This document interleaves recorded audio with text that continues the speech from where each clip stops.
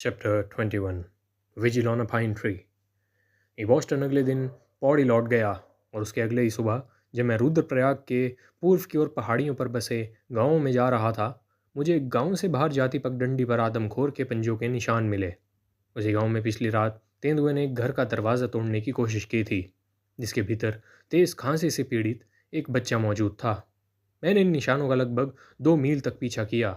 ये मुझे पहाड़ के उस कंधे तक ले गए जहाँ कुछ दिन पहले ही बॉस्टन और मैं उस बकरी के ऊपर बैठे थे, जिसे बाद में तेंदुए ने मार डाला था। अभी सुबह ही थी और इस टूटे फूटे चट्टानी इलाके में कहीं किसी चट्टान पर तेंदुए के धूप सेंकते मिलने की संभावना थी। इसलिए मैं एक उभरी हुई चट्टान पर लेट गया, जहाँ से दूर दूर तक का इलाका साफ दिखाई देता था।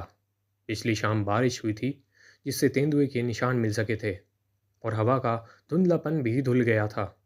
दृश्यता अपने सर्वोत्तम स्तर पर थी। उस चट्टान से दिखने वाला दृश्य वैसा ही था जैसा दुनिया के उन किसी भी हिस्सों में दिख सकता है जहाँ पहाड़ 23,000 फीट तक ऊंचे होते हैं। मेरे ठीक नीचे अलकनंदा की सुंदर घाटी फैली हुई थी और नदी उसमें चांदी की चमकती हुई फीता सी लहराती नजर आ रही थी।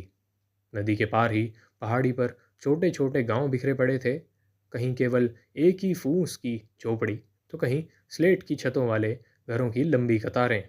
ये कतारें दरअसल अलग अलग घर ही थे, जो खर्च और जगह बचाने के लिए एक दूसरे से सट कर बनाए गए थे, क्योंकि लोग गरीब थे और गढ़वाल में खेती लायक हर इंच ज़मीन कीमती थी। इन पहाड़ियों के आगे ऊबड़ खाबड़ चट्टानी कगार थे, जिनसे सर्दियों और बसंत की शुरुआत में हिमस्खलन गरजते हुए नीचे आते हैं। और उनसे भी ऊपर नीले आसमान के सामने शाश्वत बर्फ चमक रही थी, मानो सफ़ेद गत्ते से काटकर चिपकाई गई थी। इससे अधिक सुंदर और शांत दृश्य की कल्पना नहीं की जा सकती। और फिर भी जब सूरज, जो उस समय मेरी गर्दन के पीछे चमक रहा था, बर्फीले पहाड़ों के उस पार ढल जाता, तो वही इलाका उस भय की गिरफ्त में आ जाता जिसे अनुभव किए बिना समझा नहीं जा सकता। वही भय जो पिछले 8 वर्षों से यहाँ छाया हुआ था। मैं उस चट्टान पर लगभग 1 घंटे लेटा रहा। तभी 2 आदमी पहाड़ी से नीचे बाजार की ओर जाते हुए दिखाई दिए। वे उस गांव के थे जहां मैं एक दिन पहले गया था। उन्होंने मुझे बताया कि सूरज निकलने से कुछ पहले उन्होंने इसी दिशा से तेंदुए की आवाज़ सुनी थी। हमने इस बात पर चर्चा की कि क्या बकरी बांधकर मुझे तेंदुए पर गोली चलाने का मौका मिल सकता है। उस समय मेरे पास अपनी कोई बकरी नहीं थी, तो उन्होंने अपने गांव से एक बकरी लाने की पेशकश की और वादा किया कि वे सूर्यास्त से 2 घंटे पहले उसी जगह मुझसे मिलेंगे। उनके जाने के बाद मैंने बैठने के लिए जगह तलाशनी शुरू की। इस पूरी पहाड़ी हिस्से में केवल एक ही पेड़ था, एक अकेला चीड़ का पेड़। वह उसी पगडंडी के पास उगा था जिससे वे आदमी नीचे आए थे। उसी के नीचे से एक दूसरा रास्ता निकलता था, जो पहाड़ के चेहरे के साथ साथ चलता हुआ उस टूटे फूटे इलाके के ऊपरी किनारे को छूता था, जहाँ मैं हाल ही में तेंदुए को ढूंढ रहा था। उस पेड़ से दूर दूर तक दिखाई देता था, लेकिन उस पर चढ़ना मुश्किल था और छिपने की कोई खास सुविधा नहीं थी। फिर भी चूंकि वह पूरे इलाके में एकमात्र पेड़ था, मेरे पास कोई विकल्प भी नहीं था। मैंने तय किया कि मैं उसी पर चढ़ने की कोशिश करूंगा। जब मैं शाम लगभग 4 बजे लौटा, तो वे आदमी बकरी के साथ मेरा इंतज़ार कर रहे थे। जब उन्होंने पूछा कि मैं कहाँ बैठने वाला हूँ और मैंने चीड़ के पेड़ की ओर इशारा किया, तो वे हंसने लगे। उनका कहना था कि बिना रस्सी की सीढ़ी के उस पेड़ पर चढ़ना संभव नहीं है, और अगर किसी तरह मैं चढ़ भी गया और पूरी रात वहीं बैठा रहा, तो मेरे पास आदमखोर से बचाव का कोई साधन नहीं होगा, क्योंकि वह पेड़ तेंदुए के लिए कोई रुकावट नहीं थी। उन्होंने कहा कि गढ़वाल में केवल 2 गोरे आदमी हैं। ये बॉस्टन उनमें से एक है, जो बचपन में चिड़ियों के अंडे इकट्ठा किया करते थे और पेड़ पर चढ़ सकते थे। और चूंकि हिंदुस्तानी में पुल पर पहुंचने से पहले उसे पार करने की चिंता ना करना जैसा कोई सटीक मुहावरा नहीं है, इसलिए मैंने उनकी आपत्ति दूसरे हिस्से का कोई जवाब नहीं दिया, बस अपनी राइफल की ओर इशारा करते हुए चुप रह गया। चीड़ के पेड़ पर चढ़ना आसान नहीं था, क्योंकि नीचे के 20 फीट तक उसकी कोई शाखा नहीं थी, लेकिन जैसे ही मैं पहली शाखा तक पहुंचा, उसके बाद चढ़ाई आसान हो गई। मैंने पहले से एक लंबी सूती रस्सी साथ रखी थी। आदमियों ने मेरी राइफल रस्सी के एक सिरे से बांध दी और मैंने उसे ऊपर खींच लिया। इसके बाद मैं पेड़ की चोटी तक चढ़ गया, जहाँ चीड़ की सुइयाँ ने मुझे सबसे ज़्यादा ओढ़ दी। आदमियों ने मुझे भरोसा दिलाया था कि बकरी अच्छी तरह आवाज़ लगाने वाली है। उसे पेड़ की एक उभरी हुई जड़ से बांधने के लिए वे अपने गांव की ओर लौट गए और वादा किया कि अगली सुबह जल्दी वापस आएंगे। बकरी ने तब तक उन्हें देखा जब तक वे आंखों से ओझल नहीं हो गए, और फिर पेड़ के नीचे उगी छोटी घास को कुतरने लगी। अब तक उसने एक बार भी आवाज़ नहीं की थी, लेकिन इससे मुझे कोई चिंता नहीं हुई। मुझे पूरा यकीन था कि थोड़ी देर बाद वह खुद को अकेला महसूस करेगी और तब शाम के काम में अपना हिस्सा निभाएगी। अगर वह उजाले में ही आवाज़ लगाने लगी तो मेरी ऊंची जगह से मैं तेंदुए को बकरी के पास आने से बहुत पहले ही मार सकता था। जब मैं पेड़ पर चढ़ा तब बर्फीली पहाड़ियों की परछाइयाँ अलकनंदा घाटी तक पहुंच चुकी थी। धीरे धीरे ये परछाइयाँ पहाड़ी पर ऊपर चढ़ती हुई मुझसे आगे निकल गई, यहाँ तक कि पहाड़ की केवल चोटी ही लाल रोशनी से चमक रही थी। जैसे जैसे वह लालिमा फीकी पड़ती गई, बर्फीले पहाड़ों से रोशनी की लंबी लंबी धाराएं ऊपर उठने लगीं, मानो डूबते सूरज की किरणें रुई जैसी हल्की बादलों की परत में अटक कर ठहर गई हों। जिस किसी के पास सूर्यास्त देखने वाली आंखें होती हैं, और जैसा कि आपने भी देखा होगा, ऐसे लोग अफसोसनाक रूप से बहुत कम होते हैं। उसे लगता है कि उसके अपने इलाके के सूर्यास्त दुनिया में सबसे सुंदर हैं। मैं भी इसका अपवाद नहीं हूँ। मुझे भी लगता है कि पूरी दुनिया में हमारे जैसे सूर्यास्त कहीं नहीं होते। दूसरे नंबर पर मैं उत्तरी तंगानिका के सूर्यास्तों को रखूँगा, जहाँ वातावरण की कोई विशेषता बर्फ से ढके किलिमंजारो और उसके ऊपर मंडराते बादलों को डूबते सूरज की किरणों में पिघले हुए सोने सा चमका देती हैं। हिमालय में हमारे सूर्यास्त ज़्यादातर लाल, गुलाबी या सुनहरे होते हैं। उस शाम चीड़ के पेड़ पर बैठे बैठे जो सूर्यास्त में देख रहा था, वह गुलाबी गुलाब जैसा था। सफ़ेद रोशनी की धाराएं जो बर्फीली घाटियों से भालों की नोक की तरह उठ रही थी, गुलाबी बादलों को चीरती हुई ऊपर जाती, फैलती और फिर आकाश में विलीन हो जाती। बकरी को ठीक बहुत से इंसानों की तरह सूर्यास्त में कोई दिलचस्पी नहीं थी। पास ही घास चरने के बाद उसने अपने लिए ज़मीन में हल्की सी खुरच कर जगह बनाई, वहीं लेट गई, सिकुड़ कर गोल हो गई और सो गई। यह एक बड़ी दुविधा थी। मैंने तो इसी जानवर पर भरोसा किया था कि वह तेंदुए को मेरे पास बुलाएगी, लेकिन जब से मैंने उसे पहली बार देखा था, उसने घास चबाने के अलावा अपना मुंह तक नहीं खोला था, और अब आराम से सो जाने के बाद पूरी संभावना थी कि वह सारी रात सोती ही रहे। उस समय पेड़ से उतरकर बंगले लौटने की कोशिश करना जानबूझकर आत्महत्या करने वालों की संख्या में एक और नाम जोड़ने जैसा था।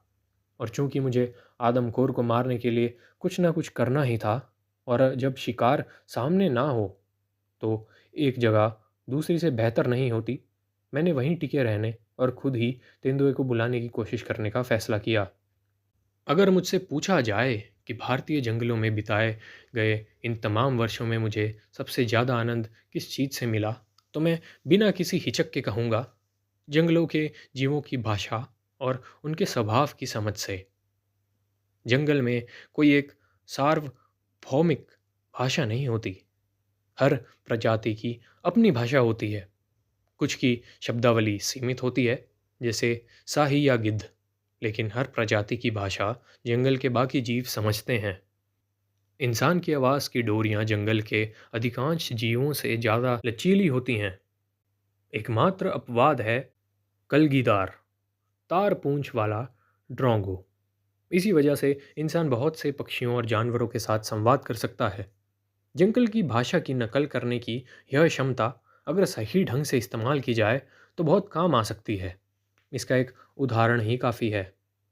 प्रथम विश्व युद्ध के तुरंत बाद लायनल फोर्टेस्क्यू, जो हाल तक ईटन में हाउस मास्टर थे और मैं हिमालय में फोटोग्राफी और मछली पकड़ने की यात्रा पर निकले थे।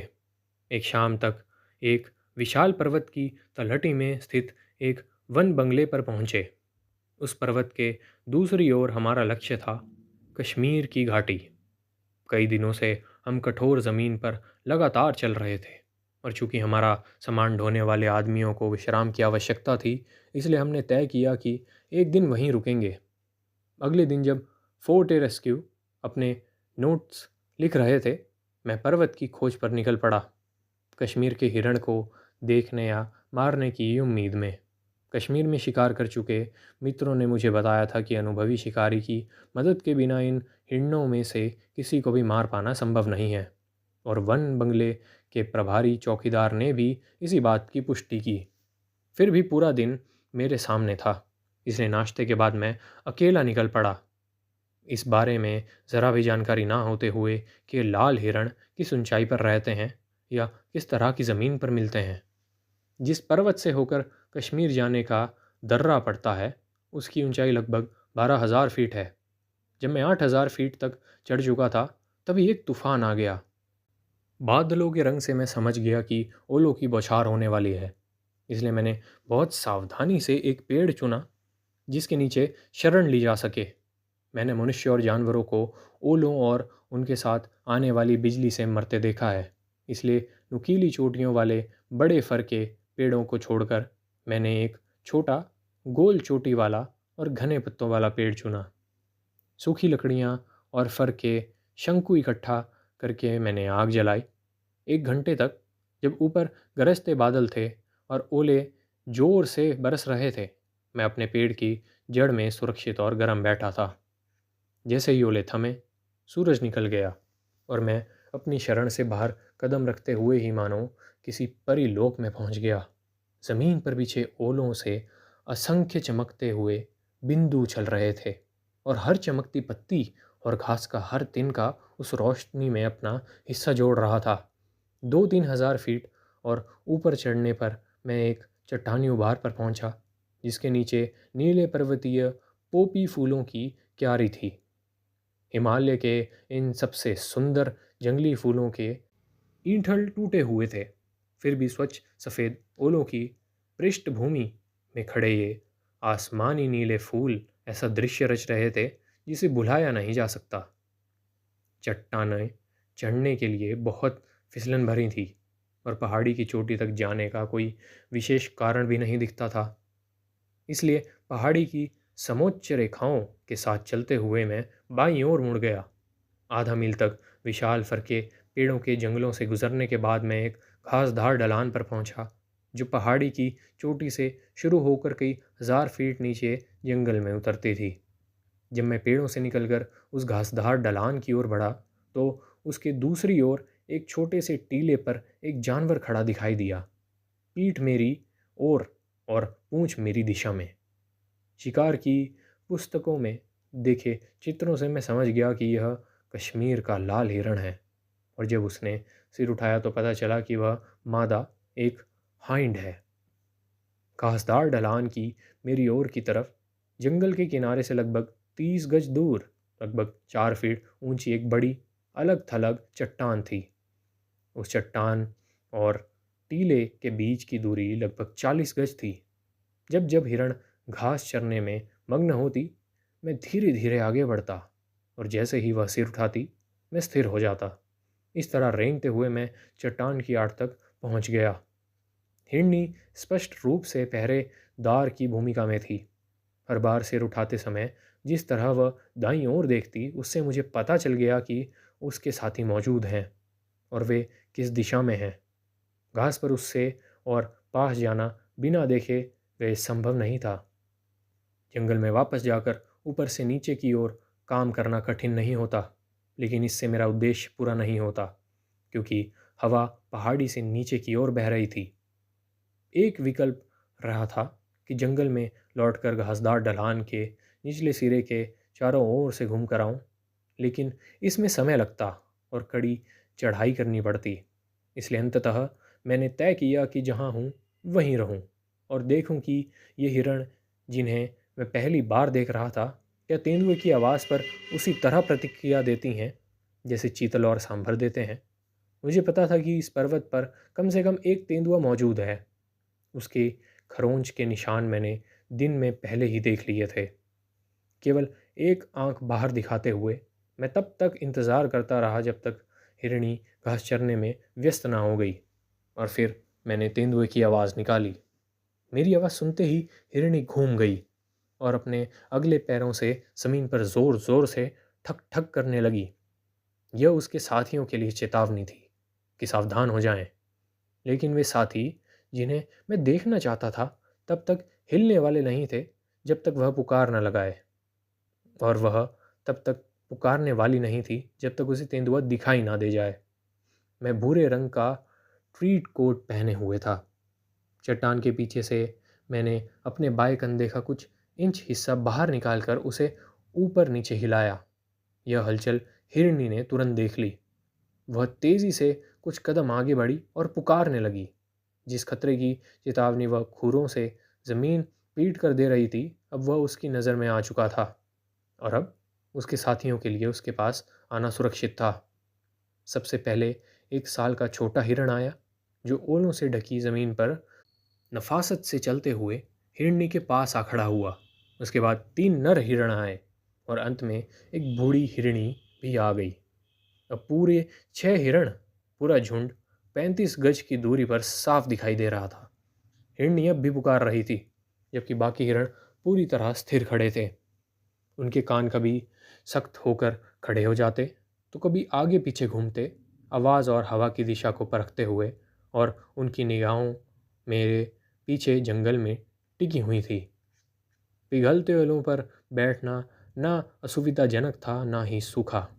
ज़्यादा देर तक निष्क्रिय बैठे रहना शायद मुझे जुखाम दे देता। मैंने कश्मीर के प्रसिद्ध हिरणों का एक प्रतिनिधि झुंड देख लिया था, और हिरनी की पुकार भी सुन ली थी।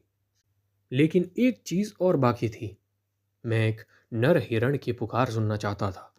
मैंने फिर से अपने कंधे का कुछ हिस्सा चट्टान से बाहर निकाला, और इस बार मुझे वह संतोष मिला जिसका मैं इंतज़ार कर रहा था। नर हिरण, हिरनियाँ और वह साल भर का छोटा हिरण सब अलग अलग सुरों में पुकारने लगे। मेरे पास ऐसा परमिट था जो मुझे एक नर हिरण को मारने की इजाज़त देता था, और हो सकता है कि उनमें से किसी के सींग रिकॉर्ड स्तर में हों। लेकिन हालांकि मैं उस सुबह नर हिरण ढूंढने और शिविर के लिए मांस लाने निकला था, अब मुझे महसूस हुआ कि मुझे किसी ट्रॉफी की कोई ज़रूरत नहीं है। और वैसे भी उस उम्र के हिरण का मांस शायद काफ़ी सख्त होता। इसलिए राइफल उठाने के बजाय मैं खड़ा हो गया। कश्मीर के 6 सबसे हैरान हिरण पलक झपकते ही ओझल हो गए, और अगले ही पल मुझे टीले के उस पार झाड़ियों में उनके भागने की ज़ोरदार आवाज़ सुनाई दी। अब मेरे लिए बंगले की ओर लौटने का समय हो चुका था। मैंने तय किया कि घास वाली ढलान से नीचे उतरूंगा और पहाड़ की तलहटी के हल्के जंगल से होकर जाऊंगा। ढलान इतनी अनुकूल थी कि सावधानी से कदम रखते हुए आराम से दौड़ा जा सकता था। मैं 100 गज के खुले मैदान के बीचों बीच दौड़ रहा था, और लगभग 600 गज उतर चुका था। तभी मेरी नज़र बाईं ओर जंगल के किनारे एक चट्टान पर खड़े हुए एक सफ़ेद से आकार पर पड़ी, जो मुझसे लगभग 300 गज नीचे था। एक नज़र में मुझे यकीन हो गया कि वह कोई सफ़ेद बकरी है जो शायद जंगल में भटक गई है। पिछले 15 दिनों से हमारे पास मांस नहीं था, और मैंने फोर्ट रेस्क्यू से वादा किया था कि कुछ लेकर लौटूंगा। यह मेरे लिए एक मौका था। बकरी ने मुझे देख लिया था, और अगर मैं उसकी शंका दूर कर पाता तो शायद मैं उसके करीब से गुजरते हुए उसे पैरों से पकड़ लेता। दौड़ते हुए मैं धीरे धीरे बाईं ओर सरकता गया, उसे आंखों के कोने से देखता रहा। अगर वह वहीं बनी रहती तो पूरी पहाड़ी पर उसे पकड़ने के लिए इससे बेहतर जगह नहीं होती। वह सपाट चट्टान ढलान में निकली हुई थी, और लगभग 5 फीट ऊंची थी। सीधे उसकी ओर देखे बिना समान गति बनाए रखते हुए मैं चट्टान के पास से गुजरा, और उसी क्षण अपने बाएं हाथ से उसके अगले पैरों की ओर झपट्टा मारा। जानवर ने डर से छींक जैसी आवाज़ की, उछलकर पीछे हटा और मेरी पकड़ से बच गया। जब मैं चट्टान से आगे निकल कर रुका और पीछे मुड़ा, तो हैरानी से देखा कि जिसे मैं सफ़ेद बकरी समझ रहा था वह दरअसल एक अल्बिनो कस्तूरी हिरण था। हमारे बीच केवल 10 फीट की दूरी थी। वह छोटा सा साहसी जानवर वहीं डटा खड़ा रहा और मेरी ओर छींकता हुआ चुनौती देता रहा। मैं मुड़कर 50 गज नीचे चला गया। जब मैंने पीछे देखा तो वह हिरण अब भी चट्टान पर खड़ा था, शायद इस बात पर खुद को बधाई दे रहा था कि उसने मुझे डरा कर भगा दिया। कुछ हफ्तों बाद जब मैंने यह घटना कश्मीर के वन्य जीव संरक्षक को सुनाई तो उन्होंने इस बात पर गहरा अफसोस जताया कि मैंने उस हिरण को मारा नहीं, और वे यह जानने के लिए बहुत उत्सुक थे कि मैंने उसे ठीक कहाँ देखा था।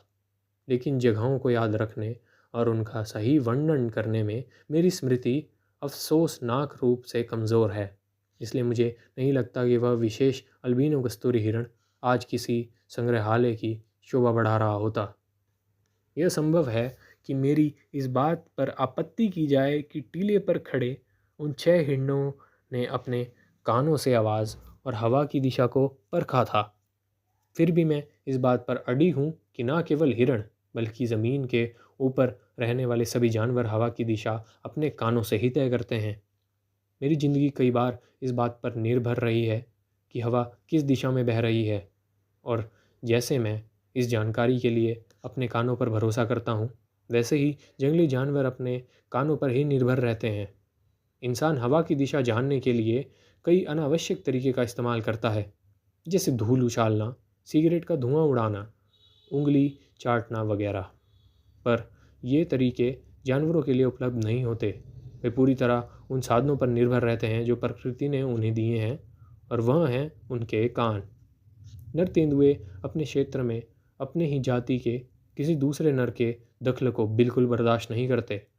यह सही है कि इस आदमखोर का इलाका लगभग 500 वर्ग मील में फैला हुआ था, जहाँ और भी कई नर तेंदुए हो सकते थे। फिर भी वह कई हफ्तों से इसी क्षेत्र में था और स्वाभाविक रूप से उसे अपना इलाका मानने लगा था। इसके अलावा प्रजनन का मौसम भी खत्म हो चुका था और संभव था कि वह मेरी आवाज़ को किसी मादा की पुकार समझ बैठे जो साथी की तलाश में हो। इसलिए मैंने पूरी तरह अंधेरा होने तक इंतज़ार किया, फिर पुकार लगाई, और मेरी हैरानी व खुशी का ठिकाना नहीं रहा जब तुरंत ही मुझे लगभग 400 गज नीचे और थोड़ा सा दाईं ओर से तेंदुए की आवाज़ का जवाब मिला। हमारे बीच की ज़मीन बड़ी बड़ी चट्टानों से भरी थी और कांटेदार झाड़ियों से ढकी हुई थी। मुझे पता था कि तेंदुआ सीधे मेरी ओर नहीं आएगा, बल्कि इस ऊबड़ खाबड़ ज़मीन के चारों ओर घूमकर किसी सहायक रिछ के सहारे ऊपर चढ़ेगा। और अगली बार जब उसने पुकार लगाई तो मुझे यकीन हो गया कि वही कह रहा है। 5 मिनट बाद उसकी आवाज़ उस पगडंडी से होती हुई सुनाई दी जो मेरे पेड़ से शुरू होकर पहाड़ी के चेहरे के साथ साथ लगभग 200 गज दूर जाती थी। मैंने उसे दिशा देने के लिए उसकी पुकार का जवाब दिया। 3 या 4 मिनट बाद उसने फिर पुकारा। अब वह केवल 100 गज दूर था। रात बहुत अंधेरी थी। मेरी राइफल के किनारे एक बिजली की टॉर्च बंधी थी और मेरा अंगूठा उसके बटन पर था। पेड़ की जड़ से पगडंडी 50 गज तक सीधी जाती थी। फिर उसमें एक तेज़ मोड़ था। इस हिस्से में मुझे यह जानना संभव नहीं था कि टॉर्च की रोशनी कब और कहाँ डालनी चाहिए, इसलिए मुझे तब तक इंतज़ार करना था जब तक तेंदुआ बकरी तक ना पहुँच जाए। मोड़ के ठीक आगे सिर्फ 60 गज दूर तेंदुए ने फिर पुकार लगाई, और तभी दूर पहाड़ पर ऊपर की ओर से एक दूसरे तेंदुए ने जवाब दिया। यह एक ऐसी जटिलता थी जिसकी ना तो मैंने उम्मीद की थी और ना ही जो मेरे लिए शुभ थी। अब मेरा तेंदुआ मेरे बहुत करीब था, इतना कि मैं फिर से पुकार नहीं सकता था। आखिरी बार उसने मेरी आवाज़ 200 गज दूर से सुनी थी, इसलिए स्वाभाविक था कि वह यह मान ले कि वह लुभाने वाली मादा पहाड़ी पर और ऊपर चली गई है और उसे वहीं बुला रही है। हालांकि एक हल्की सी संभावना अब भी थी कि वह पगडंडी पर आगे बढ़ता रहे और उस जगह पहुंचे जहां नीचे से आने वाली पगडंडी उससे मिलती थी, और उस स्थिति में वह बकरी को ज़रूर मार देता, चाहे उसे उसकी ज़रूरत हो या ना हो। लेकिन बकरी की किस्मत अच्छी थी और मेरी नहीं। तेंदुए ने दोनों पगडंडियों के बीच बने कोण को काटते हुए रास्ता बदल लिया। अगली बार जब उसने पुकारा तो वह मुझसे 100 गज और दूर था और अपनी संभावित साथी के 100 गज और करीब। दोनों तेंदुओं की आवाज़ें एक दूसरे के करीब आती चली गई और फिर अचानक शांत हो गई। काफ़ी देर की खामोशी के बाद उन दोनों विशाल बिल्लियों की कर कर पुकारें मुझे उस जगह से सुनाई दी जहाँ मेरे अनुमान से घास का मैदान ख़त्म होता है और घना जंगल शुरू होता है। तेंदुए की किस्मत थी, दुर्भाग्य से एक से ज़्यादा तरीक़ों से उसके पक्ष में थी, खास तौर पर इसलिए कि अंधेरा था। प्रेमालाप के समय तेंदुओं को गोली मारना बहुत आसान होता है। यही बात बाघों पर भी लागू होती है, लेकिन जो शिकारी पैदल जाकर प्रेमालाप करते बाघों को देखने निकलते हैं, उन्हें यह पक्का कर लेना चाहिए कि वे सचमुच में ऐसा करना चाहते हैं, क्योंकि ऐसे समय में बाघिनें कभी भाग नहीं, बेहद संवेदनशील होती हैं। और यह स्वाभाविक भी है, क्योंकि बिल्ली जाति के नर अपने प्रेमालाप में काफ़ी रूखे होते हैं और उन्हें यह अंदाज़ा नहीं होता कि उनके पंजे कितने तेज़ हैं। तेंदुआ ना तो मेरा था और ना ही उस रात मरने वाला था, लेकिन शायद अगले दिन या उसके बाद वाले दिन, क्योंकि उसकी रेत घड़ी अब खाली होने वाली थी और कुछ पल के लिए मुझे लगा कि मेरी भी वही हालत होने वाली है। बिना किसी चेतावनी के हवा का एक ज़बरदस्त झोंका पेड़ से टकराया और मेरे पैर तथा मेरा सिर गढ़वाल की धरती के सापेक्ष अपनी अपनी जगह बदल बैठे। कुछ सेकंड तक मुझे लगा कि ना तो पेड़ दोबारा सीधा हो पाएगा और ना तो मैं उसके साथ चिपका रह पाऊँगा। जब हवा का दबाव कुछ कम हुआ तो पेड़ और मैं दोनों अपनी पहले वाली स्थिति में लौट आए। यह डरते हुए कि इससे भी बुरा हो सकता था, मैंने जल्दी जल्दी राइफल को एक डाल से बांध दिया ताकि मेरे दोनों हाथ आज़ाद रहें। संभावित है कि यह चीड़ का पेड़ पहले भी इससे कहीं ज़्यादा भयानक आंधियों को झेल चुका हो, लेकिन कभी उस पर इंसान का अतिरिक्त वज़न नहीं रहा था जो हवा के दबाव को और बढ़ा देता। राइफल सुरक्षित हो जाने के बाद मैं एक एक डाल पर सरकता गया और जितने भी चीड़ की सुइयों के गुच्छे मेरी पहुंच में थे उन्हें तोड़कर गिरा दिया। शायद यह केवल मेरा भ्रम हो, लेकिन पेड़ को हल्का करने के बाद वह उतना खतरनाक ढंग से झुकता हुआ नहीं लगा जितना पहले लग रहा था। सौभाग्य से वह चीड़ अपेक्षाकृत युवा और लचीला था और उसकी जड़ें मजबूती से जमी हुई थी। फिर भी पूरे 1 घंटे तक वह घास के एक तिनके की तरह हवा में उछलता कूदता रहा और फिर जिस तरह अचानक आंधी शुरू हुई थी उसी तरह अचानक थम भी गई। अब तेंदुए के लौटने की कोई संभावना नहीं थी। मैंने एक सिगरेट पी और फिर बकरी के साथ सपनों की दुनिया में चला गया। सूरज उगते समय एक आवाज़ ने मुझे फिर धरती से लगभग 50 फीट ऊपर की चेतना में लौटा दिया। पेड़ के नीचे वही 2 साथी खड़े थे जो पिछली शाम मेरे साथ थे और उनके साथ उनके गांव के 2 नौजवान भी थे। मुझे जागता देख उन्होंने पूछा कि क्या मैंने रात में तेंदुए की आवाज़ सुनी थी और पेड़ का यह हाल कैसे हुआ। जब मैंने उन्हें बताया कि मेरी तेंदुओं से बड़ी दोस्ताना बातचीत हुई थी और चूँकि मेरे पास करने को कुछ और नहीं था इसलिए मैंने पेड़ की डालियाँ तोड़कर अपना मनोरंजन किया, तो वे ठहाके मारकर हंस पड़े। फिर मैंने उनसे पूछा कि क्या संयोग से उन्होंने यह महसूस किया था कि रात में ज़रा सी हवा चली थी। इस पर एक युवक बोला, ज़रा सी हवा साहब, ऐसी भयानक हवा तो कभी देखी ही नहीं, उसने मेरी झोंपड़ी तक उड़ा दी। उसके साथी ने तुरंत कहा, इससे अफसोस की कोई बात नहीं साहब, शेर सिंह बहुत दिनों से अपनी झोंपड़ी फिर से बनाने में धमकी दे रहा था। हवा ने उसे पुरानी झोंपड़ी तोड़ने की मेहनत से बचा लिया।